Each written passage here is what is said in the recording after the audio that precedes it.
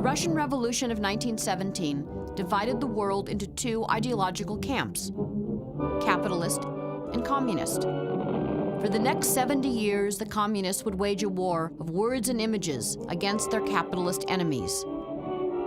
The goal? To capture the hearts and minds of the Soviet masses with disinformation.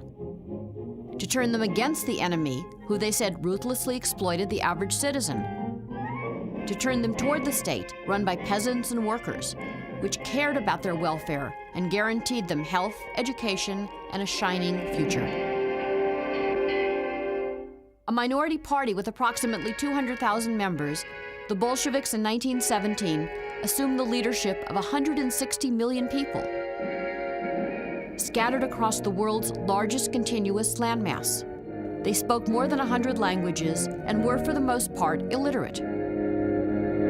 Masters of visual propaganda, after seizing power, the Bolsheviks produced tens of thousands of political posters. Striking pictures and stirring slogans communicated party ideology.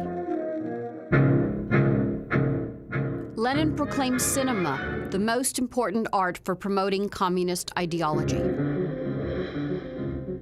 The animated war for the minds of the people began with short political commercials that delivered the state's message in a clear and entertaining manner.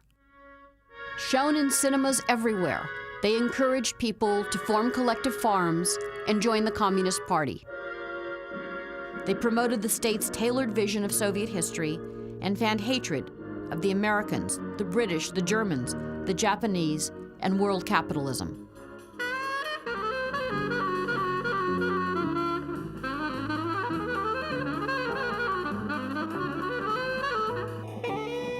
The country most regularly targeted by the animated propaganda films was the United States.